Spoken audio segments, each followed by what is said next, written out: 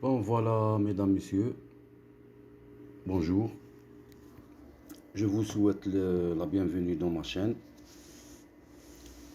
Je vous présente la troisième partie de tutoriel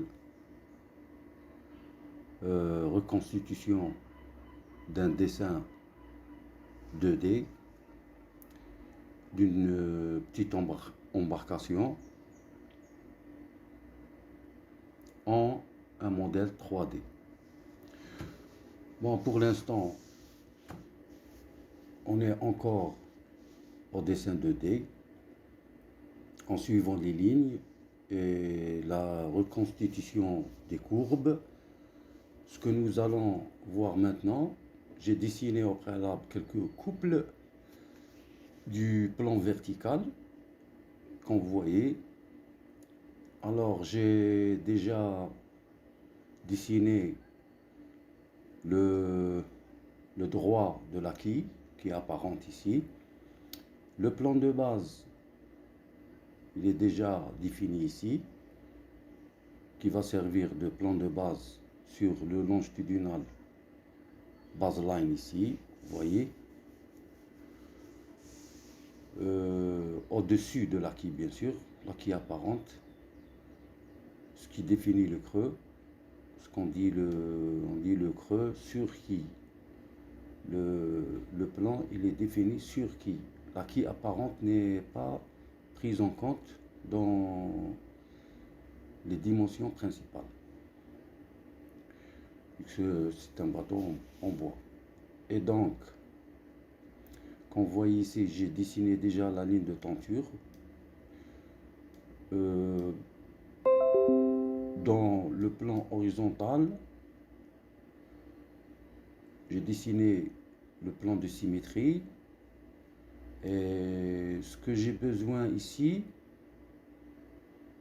pour plus tard, je vais dessiner le plan horizontal ou bien la vue de dessus, parce que c'est pas une coupe horizontale, c'est une vue de dessus de la ligne de tenture. Alors toujours, je vais utiliser la même commande qui est interpoler des points. Vous voyez ici l'infobulle. Alors,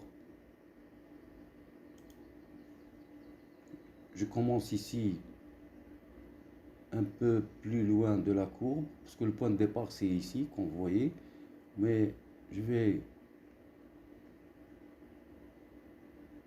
débuter la courbe un peu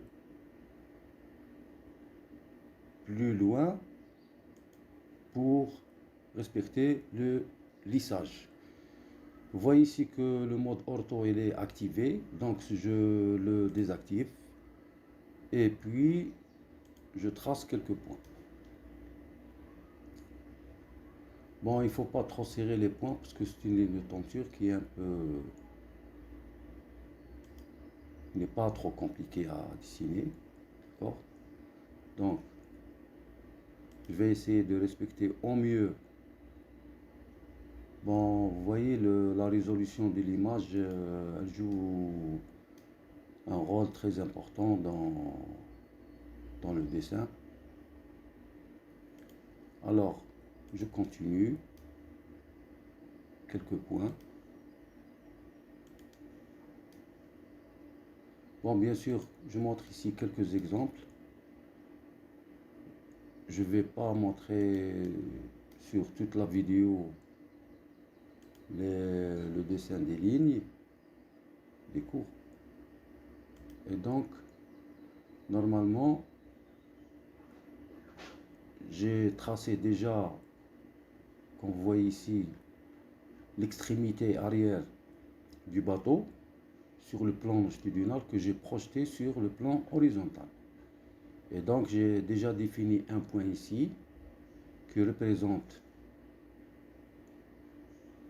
l'extrémité sur la pavoie. Et donc, je dois activer le mode accrochage des objets sur le mode point. Donc, je décoche ça et je coche le mode point. pour accrocher le point. D'accord? Et puis ici, on a le demi-droit de l'acquis que j'ai déjà dessiné ici pour ne pas faire d'incertitude, pour avoir plus. Alors, je dessine un segment qui définit le droit, je le copie, bien je le déplace,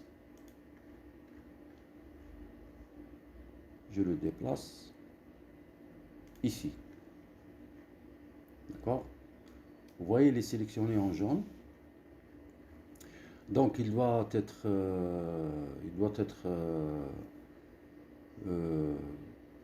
tourné. On utilise la commande rotation ici, sur la barre d'outils principale. Il doit être tourné à 90 degrés. J'ai déjà le mode accrochage fin. D'accord? Alors, 90, soit j'entre sur la ligne de commande qui est par défaut ici 90 et je fais entrer. Par défaut elle est 90, je peux valider par le bouton droit de la souris. Et la valeur 90 qu'on voit ici par défaut va être prise.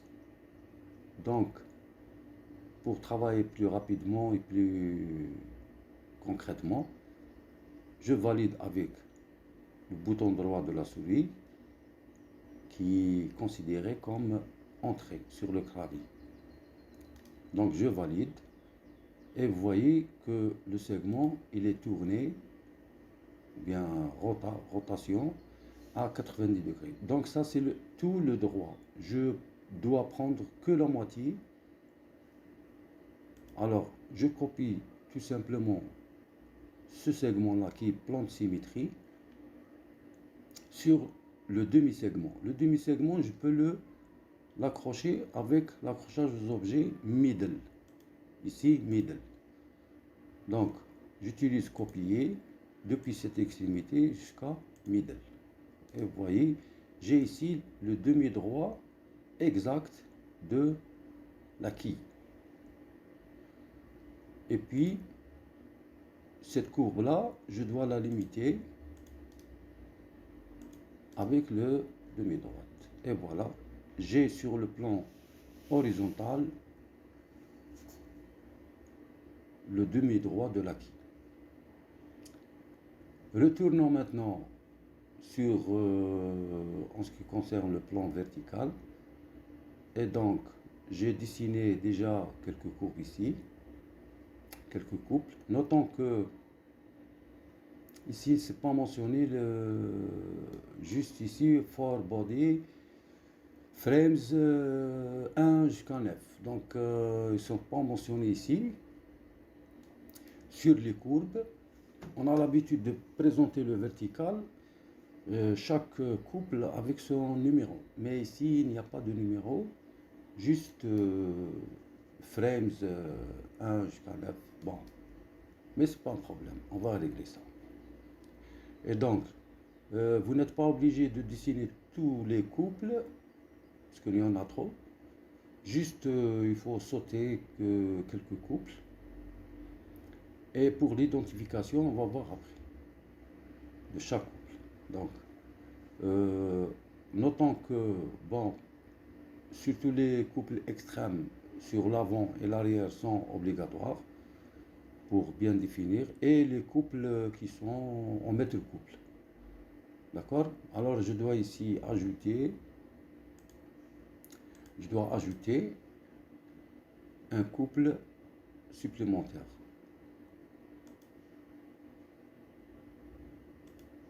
Qui définit le mètre couple.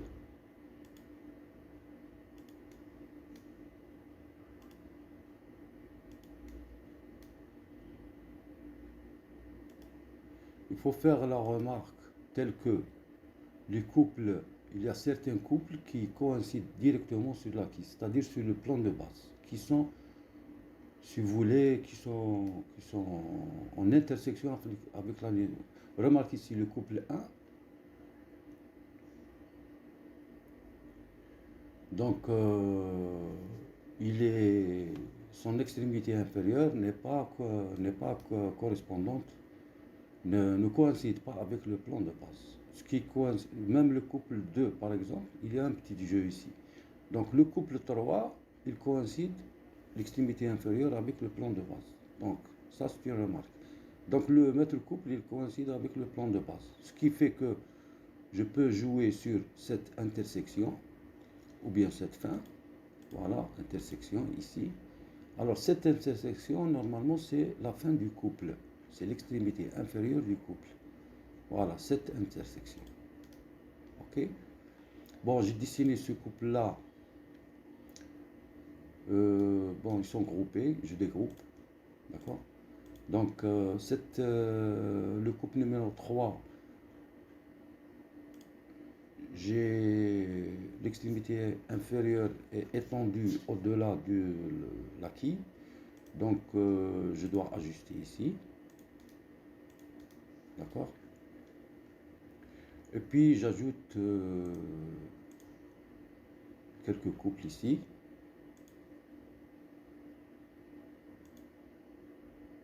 Il faut noter que pour générer une surface 3D, on va voir les commandes qui sont disponibles sur Rhino. Et pour avoir une bonne précision, et donc on n'a pas besoin de beaucoup de couples, trop de couples. On va voir ça. Il suffit de quelques couples pour définir une surface qui n'est pas considérée compliquée par rapport par exemple à un bateau qui a un bulbe d'étrave. Alors ici, vous voyez que la ligne élastique, regarde le lissage. Remarquez le lissage ici, donc la ligne élastique. Donc la commande m'attend de définir le point suivant. Donc vous voyez la ligne élastique et son influence sur le lissage. Ce qui fait la caractéristique de cette commande. De toute façon, le point inférieur, on va régler ça après pour chaque couple. Je clique ici, j'ajuste, et puis le couple suivant.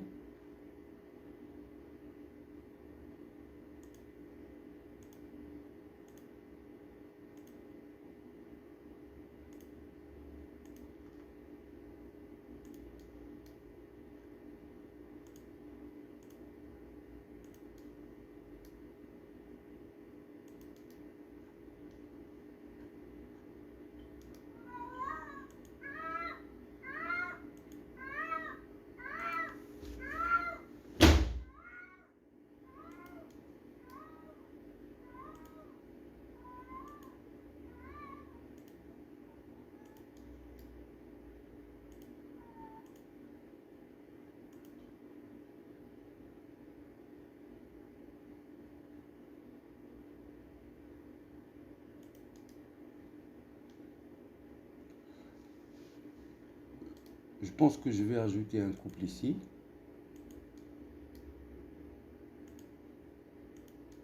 Et puis, comme il est montré, le seul couple complet qui est montré sur le vertical, c'est normalement, c'est le maître couple. Vous voyez ici, je ne sais pas si vous remarquez que j'ai créé une bosse ici. Donc tout ça se règle sur outils, propriété d'une courbe. Bon, j'ai dessiné avec 13 points. La valeur par défaut, je vois ici que je peux manipuler, je peux éditer, c'est 4,1. 4, c'est le nombre de points, le degré, c'est 3. Bon, je recadre en 3. Et puis ici,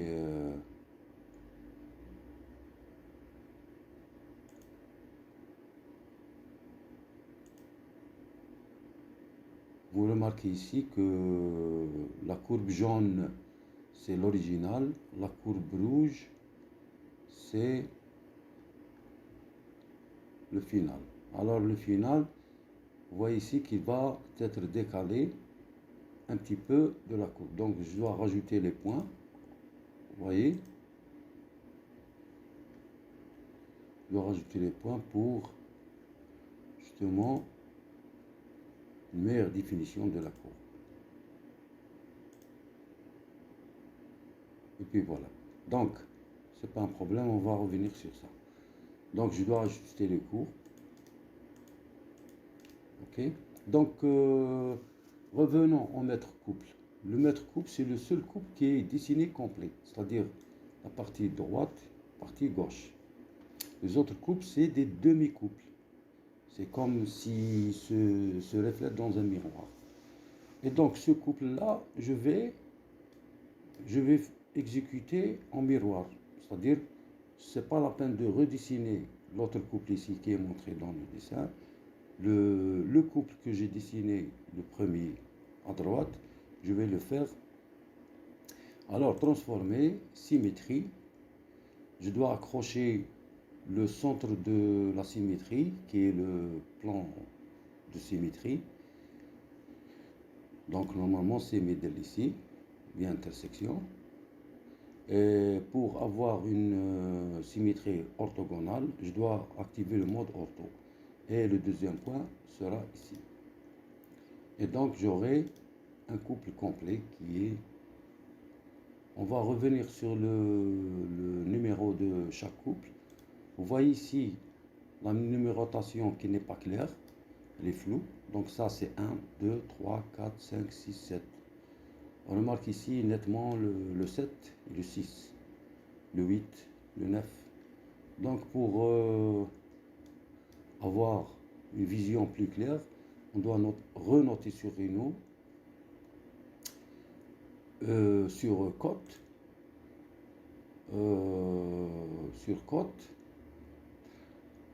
on fait bloc de texte. Donc sur chaque couple, on fait un bloc de texte, par exemple. Normalement, il y a une notation, mais je vais voir. Un bloc de texte. Alors, soit je fais ça pour éditer, parce que c'est petit.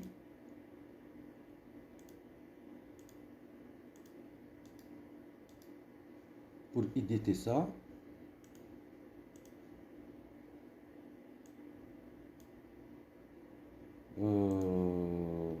non, il y a notation. Point d'annotation, voilà. Point d'annotation nous permet de voir de loin bon, je fais 1. La hauteur ici, on peut définir à 14. Voilà, point d'annotation, c'est mieux que de faire texte. Parce que c'est en fonction de l'affichage, le 14 que vous voyez, c'est en fonction de l'affichage. Donc ça c'est 1. Donc, point d'annotation, 2, ici. Donc pour répéter la dernière commande que j'ai utilisée, si les commandes c'est répétitif, alors on répète la dernière commande par le bouton droit de la souris, qui est considéré comme entrée. Donc 3 ici, 4 ici, 5 ici, 6 ici, 7, 8, 9, et puis 10, 11, je vais sauter par 2, je fais 13,